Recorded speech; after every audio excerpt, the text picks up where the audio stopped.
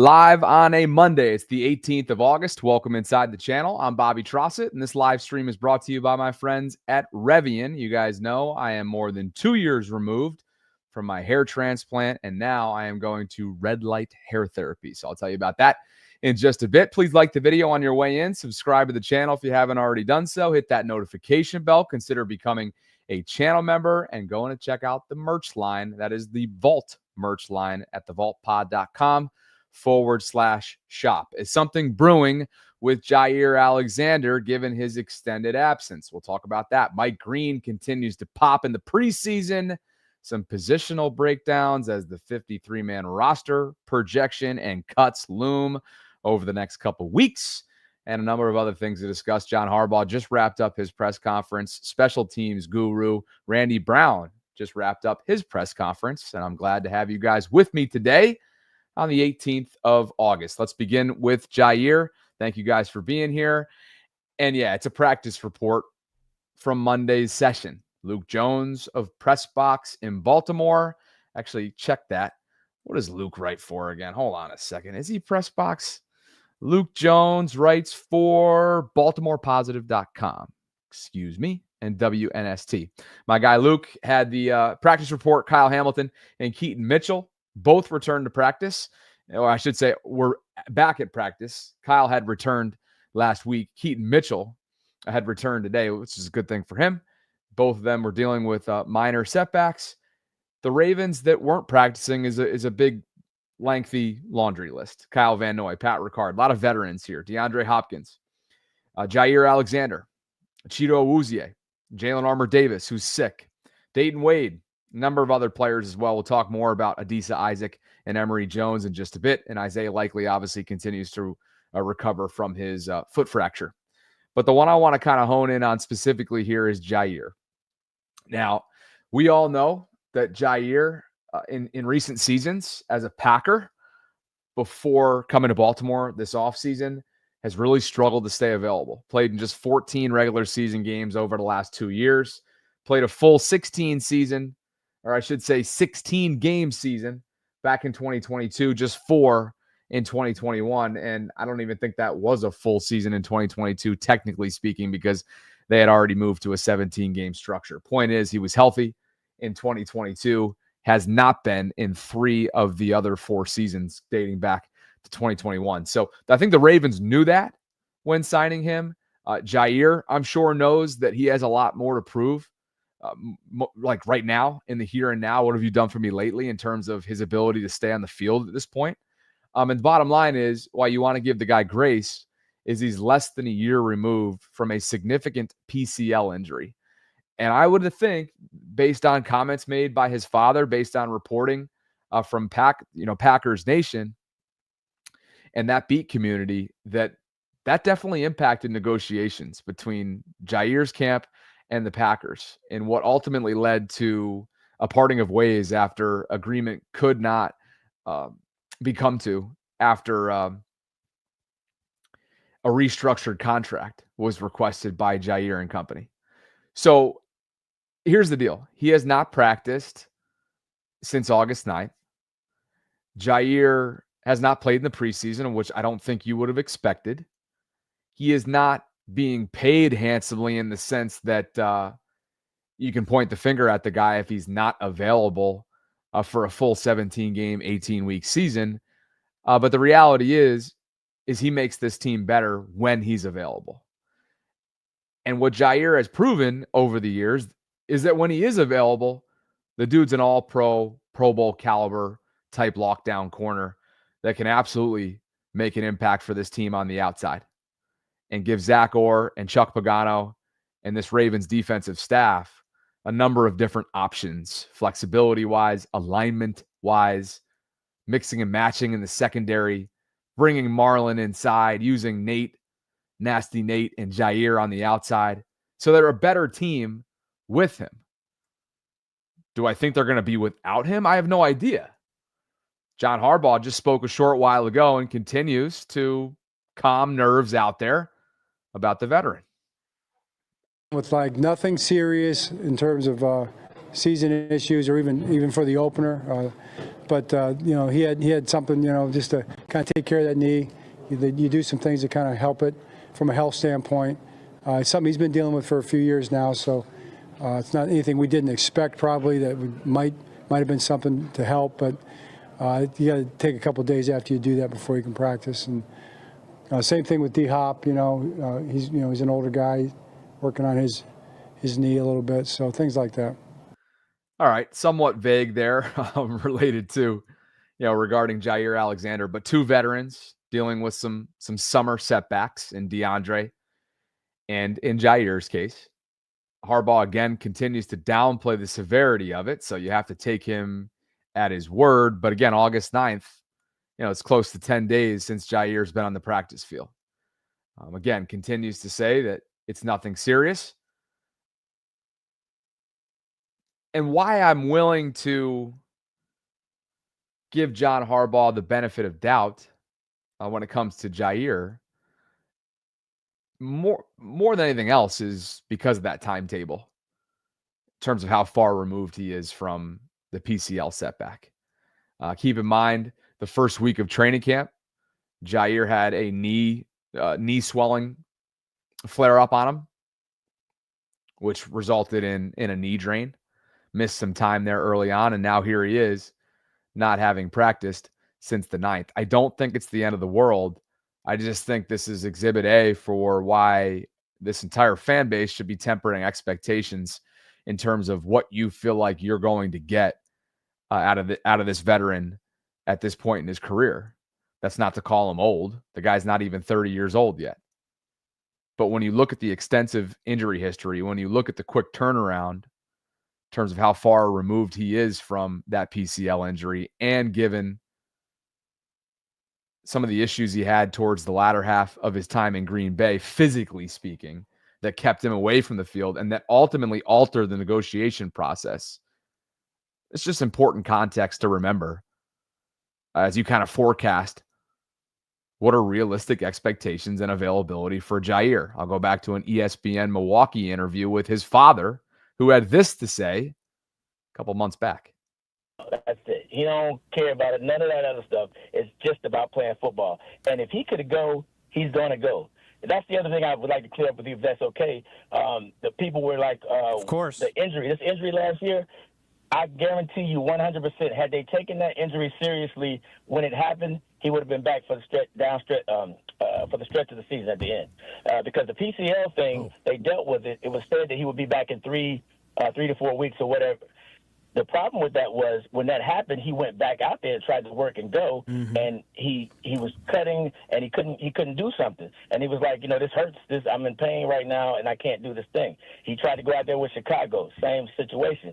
And then they did the knee scope later, and they found a lot of stuff that he had injured before. There were old injuries in there that were keeping him from being able to do that. So had you scoped it 3-4 weeks prior to that, then he would have been back for you. So why if you had done IR from the beginning with? Landon, so that's my big question, is that it seemed like the Green Bay Packers were surprised when they found out that Jaire wasn't going to come back. So whose fault is that? Is that Jaire? Is that the team doctor? Because at some point, somebody has to be honest about how did Jaire all of a sudden go from about to play to having to be out for the season? And it seemed like the Green Bay Packers painted the picture that it was more Jaire just not going out there and toughening through an injury. And that's exactly – those are the misnomers. I want to make sure that I clear that up. That wasn't the case. The situation was you probably should have taken it more serious from the beginning with. He probably should have had a knee scope 3-4 weeks prior to that. During the time that they said it was the PCL, okay, PCL did heal. They were right about it. It was a torn PCL. It did heal in 3-4 weeks. The problem was the other stuff that was in there, and I have all the pictures of it and everything that they saw before and everything that they took out after the scope. So he really had a bigger problem than the PCL. Yeah, Landis Alexander, Jaire's father, joining us here on Kyle Bruston-Ortman. And I will say I really appreciate you taking some time to share the insights from your perspective and Jaire's perspective. And it sounds like you've done your due diligence. Congratulations on a new opportunity for your son in Baltimore.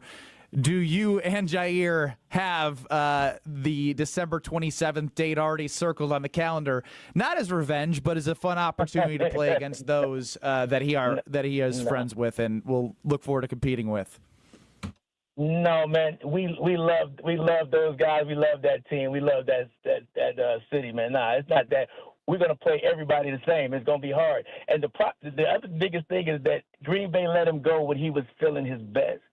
I promise you that he is in better condition than he's been since 2018. So y'all gonna make us pay? I hope not, right? That's not what you're saying. I'm saying everybody should be on notice because you're going to get your best version of him that he's been since he came to the league. All right, you guys remember that, right? That was back, a month or two ago, courtesy of ESPN Wisconsin. Jaire's father, Landis. Some takeaways in there, obviously, related to what went south in Green Bay. But ultimately, right now, I would think Packers fans are looking at this situation being like, see? But it's too early to say that. And honestly, even if Jaire doesn't end up playing a full season, he hasn't been compensated to the point where you can sit here and say, like, wow, the Ravens aren't getting their return on that investment. They're getting him for a very, very team-friendly deal with very little risk attached to it. So hopefully he plays a full, healthy season for his sake, for the Ravens secondary's sake. But I'm not banking on it. And I think there's some early signs here that aren't that much of a surprise, given the injury history, given where he is in his recovery, given the knee drain, given some of the swelling, and given literally he is way less than a year removed from a serious torn PCL in that knee. So just something to look out for. Jaire Alexander has not played, not practiced since August 9th. John Harbaugh did not refer to it as serious. The same can be said for DeAndre Hopkins. Those are John Harbaugh's words, not mine. Two things to watch in this upcoming next few weeks as we are under 3 weeks out.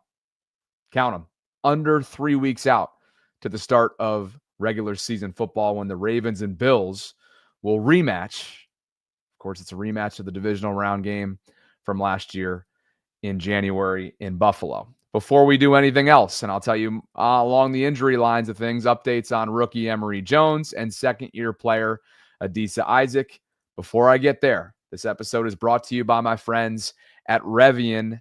You guys know the drill with, I think most of you who've been around for a while understand that I've been on a hair journey over the last couple years.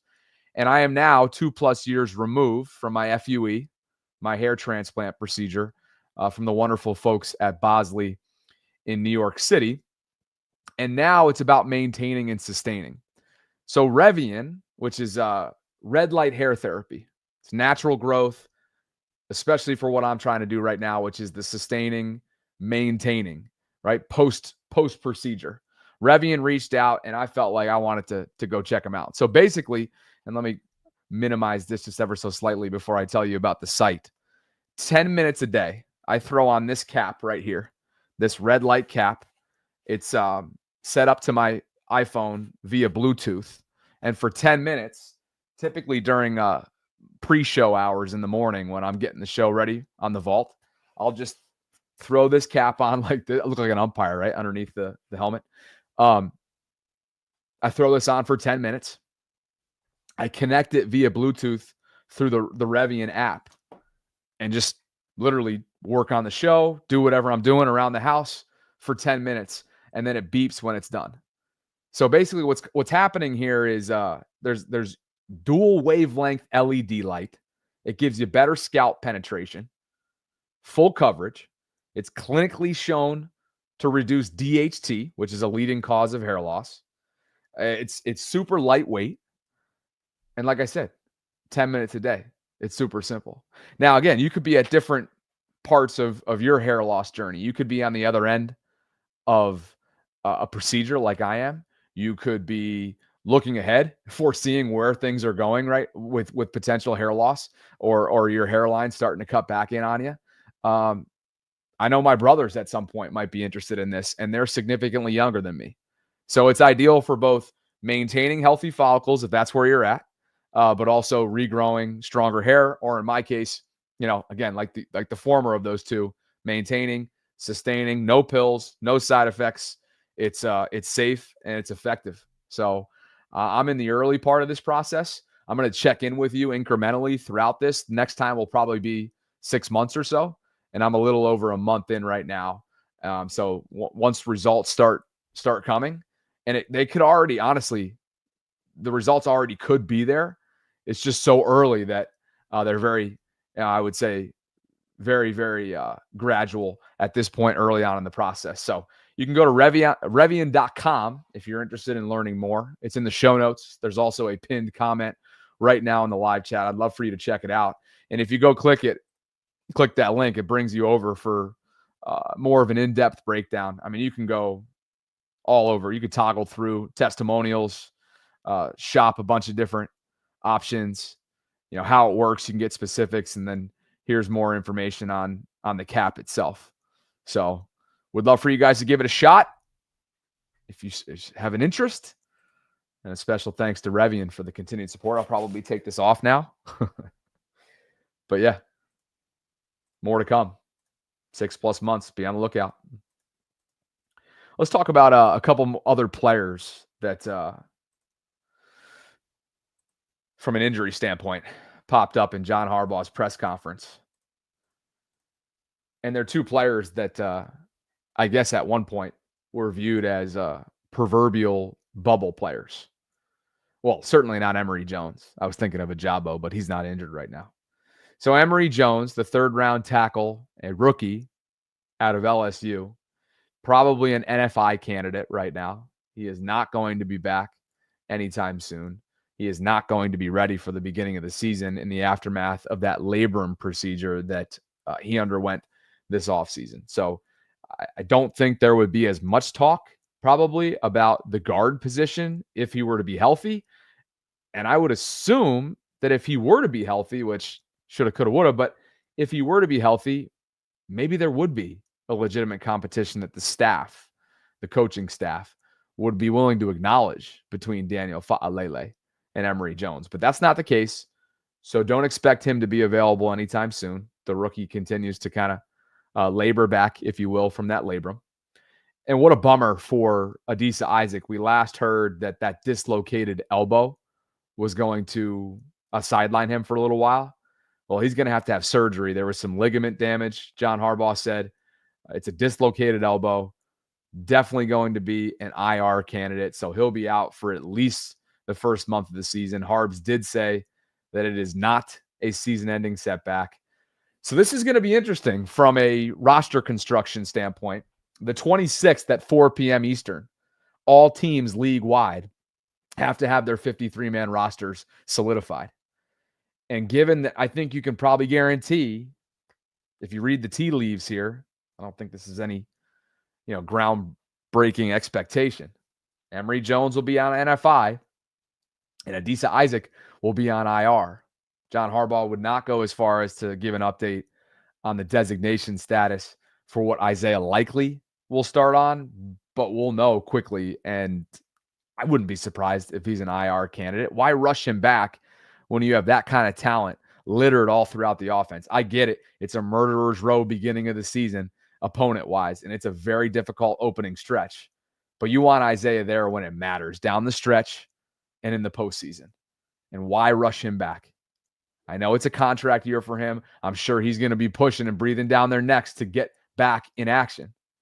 But you want Isaiah Likely coming back after his ramp-up period, after he's found that comfort again, getting that foot back to playmaking ability like we all know he's capable of being for this team, as somebody that I think at some point here in the near future will be tight end one. And I know in a lot of your minds, Isaiah Likely is already tight end one. So along the injury categories, that's what's going on.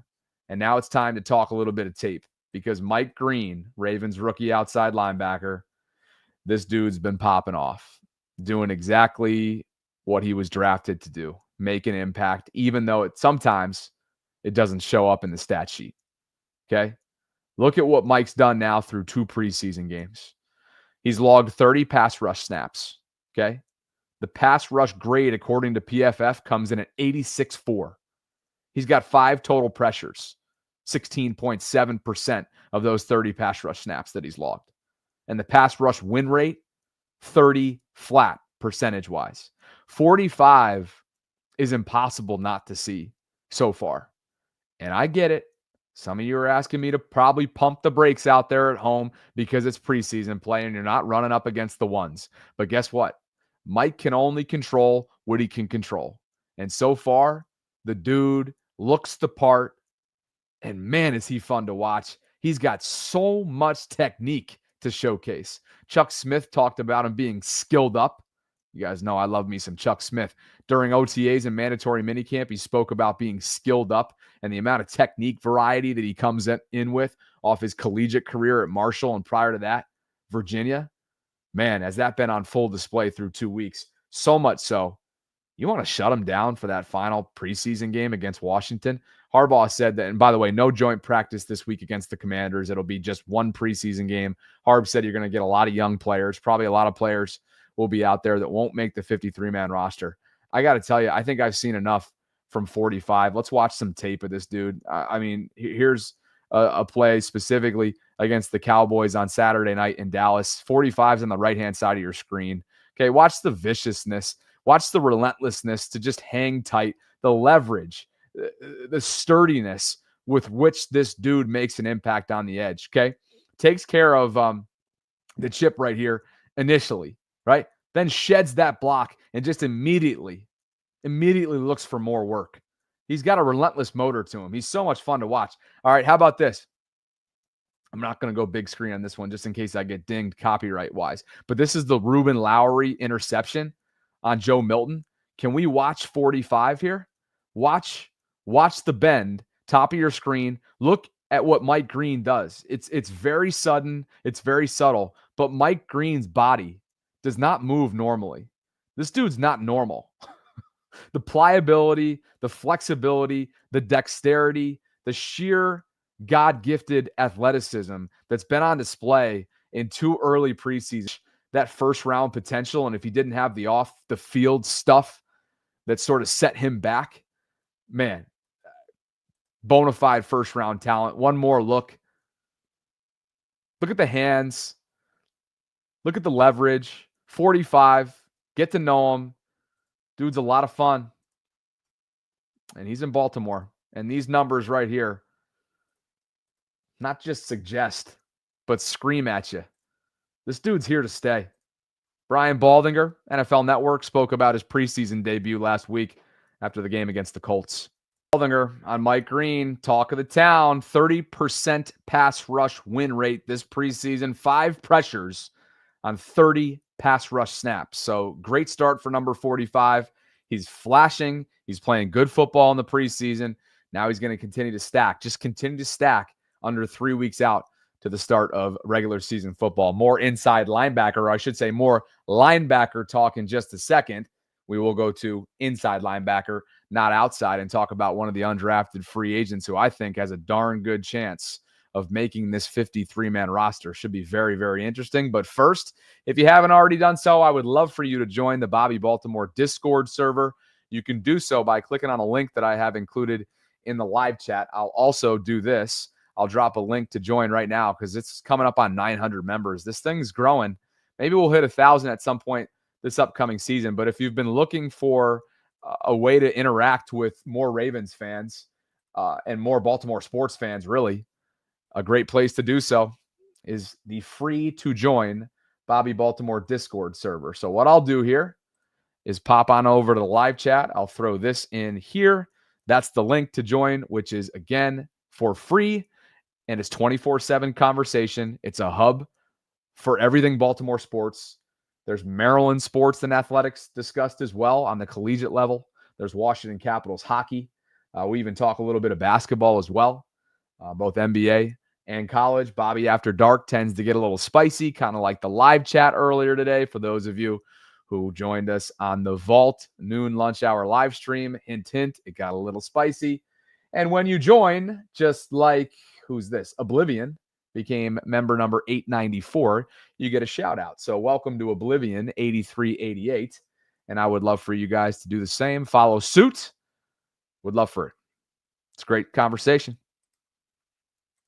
And if you guys want to chat more about what took place earlier today, let me know. Once I get through the football content, we can do exactly that. But first, Jay Higgins. Let me introduce you to the undrafted rookie that the Ravens took a shot on out of Iowa. They love their Hawkeyes. Think about the amount of Iowans who have joined this program over the years, right? Just country tough players like Tyler Linderbaum. But what about Jay Higgins?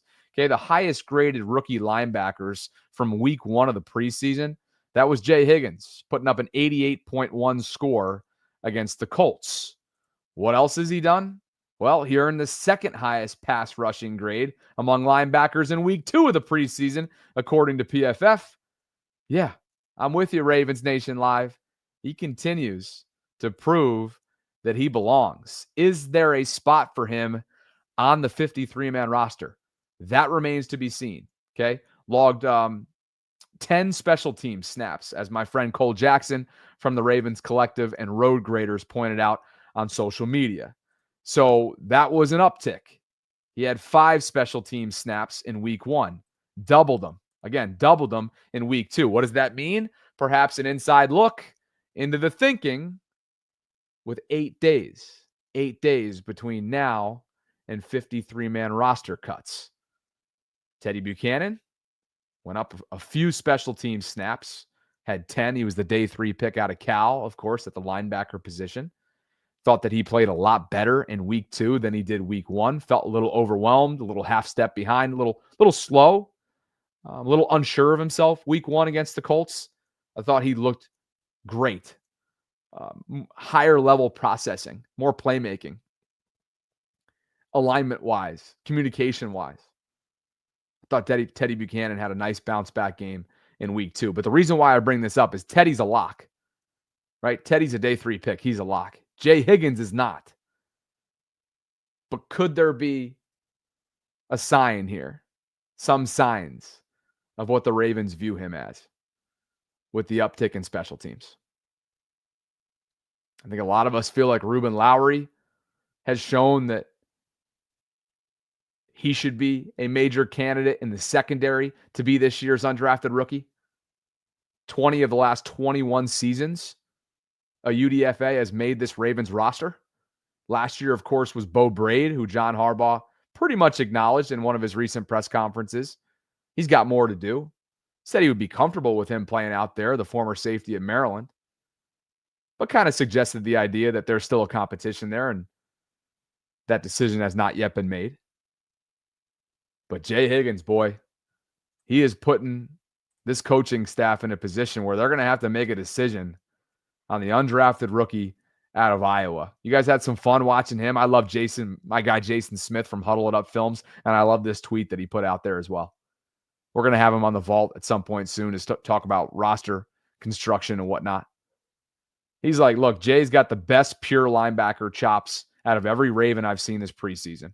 Pressing the line of scrimmage, scraping, taking on blocks, gap integrity, positioning, instincts. He's really advanced for a rookie. He says, hope he makes it. Might be our best weak side linebacker. Weak side inside linebacker. Jason, when Jason likes a player, he lets you know. He doesn't always talk like that. So I'll be very curious in terms of what he has to say coming up. And if you're interested in watching a little bit of tape on Jay Higgins, let's go ahead. Where's he at? More Jay Higgins, take 4 running backs, as John Harbaugh said they would and will in his press conference over the weekend, meaning obviously King Henry, obviously Justice Hill, obviously Keaton Mitchell, and it sure looks like Rasheen Ali for special teams purposes, maybe even kickoff returning, will make this roster as well after showing some pop throughout preseason as RB4, who, again, is primarily on this roster for special teams purposes. So there's going to be some fun positional battles to go down here. I'm going to have Jeff Zarebek and Cole Jackson get into this very subject on the Collective tomorrow night. That's 8 o'clock Eastern on the Collective. If you haven't already done so, I would love for you guys to subscribe to our brand new YouTube channel, and I'll pull it up just in case you aren't familiar and you're coming out of hibernation for the start of this season. Again, go on YouTube. We're coming up on 2,000 subscriptions. We're only a couple weeks in. But the Ravens Collective, the Athletics' Jeff Zaribek, big Twitter follow and Road Graders host on YouTube, Cole Jackson and myself. Bunch of content, repurposed content that is, already starting to be posted. Just a couple live streams in. Over 6,300 views on week 1, week 2, over 4,300. And again, we got to get this number up as much as we can right here. 2,000 subscriptions is in reach. So what I'll do is go ahead and drop that link into the live chat. And if you guys are interested, you can join. Pop over. Well, this is the worst kept secret, right? That Joe Flacco will officially be the starter for Cleveland week 2. That means barring injury or something unforeseen, the Ravens will once again match up as Joe Flacco's opponent, as they did most recently with the Jets a couple years ago. And on that day, coming up on the 14th of September, which is the Ravens home opener, it'll be their 30th season celebration. That'll be a fun game to go to. They got a bunch of stuff going on there. Matter of fact, this is what's going to happen. There's going to be some in-stadium entertainment. They're going to have a halftime show. Ravens legends will be there as well. All fans attending at the bank will receive a Ravens Forevermore 30th season flag. Again, that's September 14th. It's the home opener. It's Ravens-Browns, and it's the return of Joe Flacco to Baltimore. So there you have it. Cleveland has its starting quarterback. No surprise. Joe's been in pole position all along with the other 5 jockeying for positioning, right? Deshaun Watson, hurt. Kenny Pickett, hurt. Dylan Gabriel, Shedeur Sanders, rookies. Tyler Huntley, he's in that as well. 6 quarterbacks. Flacco, Shedeur, Dylan, Pickett, Deshaun, Snoop. 6 quarterbacks. They're not all going to end up there. They're not all going to end up there. But I don't think it's too soon. It's probably not too soon to write down a Ravens W week 2. Then again, their home opener was spoiled by Vegas last year, and they allowed Jameis Winston, the Browns, to beat them earlier on last year too, in what was a game that should have been sealed by Kyle Hamilton. I think you ask him to make a play on that ball, most days, 9 times out of 10, he's hauling in that would-be interception from Jameis Winston, and the Ravens are taking a kneel down. But that's where things are at. Hey, before I jump, one, I want to address anything that you may have in the aftermath of today's Vault lunch hour live stream. I know some of you were upset about how toxic it got with one of our viewers. That ended up resulting in our first ever permanent ban. So we can discuss that in a second, should you want to. I know there's been a lot of discussion and chatter in the Discord group about that. And ultimately, Sarah and I feel strongly that we serve you guys. And at the end of the day, without you guys, we don't have very much. We don't have a platform. And so that's what ultimately led to the decision today. And I'll get into more in just a second. But first, if you haven't already done so, there is $100 that's on the line right now, courtesy of Primary Residential Mortgage. If you have Instagram, you could be eligible for $100 that goes directly to Baltimore's team store. It's the Ravens team store, courtesy of Fanatics. And if you click on the link that I'm dropping into my live chat right now, go ahead. Literally comment on the post using the hashtag BobbyB. Let them know what your dream home looks like. Follow them. Subscribe to my channel, which you probably already do. And then just scan the QR code that you see on the screen or click on the link that's in that caption. That simple. Ravens team store. A lot of great merch. PRMI Mid-Atlantic is where you can find this post. I just dropped the link into the live chat as well. Dre Dog, it's about time you should be on Instagram. I'm just sharing what they're telling me to share. You know that. I know you're not on IG, though. Maybe you think it's toxic. I don't know. But anyway, look, not to get too much into a soapbox here, but we did have a viewer that was acting up and had been acting up for a while, crossed the line. Sarah and I made a decision to ban that viewer earlier on during today's Ravens Lunch Hour live stream on the Vault. And what it comes down to is we just don't tolerate threats. We don't tolerate whether it's blatant or non-blatant racism. Ultimately, if it's antagonizing, if it's trolling, we really believe that that's something that everybody can handle individually by blocking or muting. But when it goes past a certain line, when it crosses it, we then need to take action. And so obviously there was a little bit of back and forth today, but we both feel really strongly about the decision that we made. Had a great conversation, productive one afterwards. And hopefully you guys, those of you that joined us for that one, that's just sort of the reality of what took place. And we hope that you'll continue to support us in that noon format, because we love what we've built, and we wouldn't be where we are without all of you making a habit out of us on a daily basis. So just wanted to say thanks and appreciate your patience along the way. Obviously, when you're a two-man band, one woman band, sometimes things fall through the cracks. We obviously choose not to have moderators. I do have one in the Discord community, but not in the YouTube space. That's just our decision for right now. Maybe one day we'll see as we continue to expand.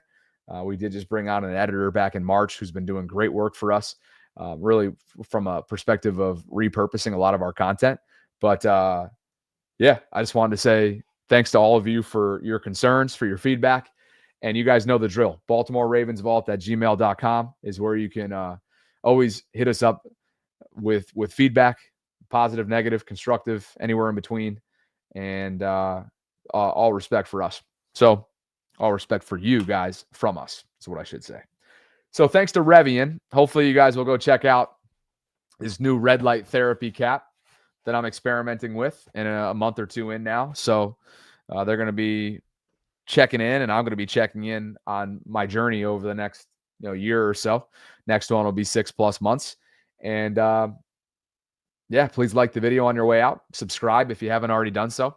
Hit that notification bell. You guys already know. I mean, it's been a while since I've been pretty consistent in this late afternoon window, but you guys know the drill. Once the in-season grind begins and regular season is back on, you know where to find me. I'm going to be here, and I owe you, because this offseason, particularly this summer, I've been not as consistent in this hour. So there's going to be more to come. I miss you guys in this late afternoon hour. The calls will be open a lot more. The call lines, guest lines will be open a lot more consistently once this thing gets underway and once I get settled down in St. Pete, Florida. So with that, thanks to Revian, thanks to all of you. Sarah and I will be back in noon formatting Tuesday. That's 12 noon tomorrow on the Vault, and I will catch up with you guys soon. Make sure you mark your calendars accordingly. Cole Jackson, Jeff Zaribek, and myself will be on the Collective tomorrow night, 8 o'clock Eastern. All right. Appreciate you guys. Thanks for the love, and enjoy this on the way out. Later.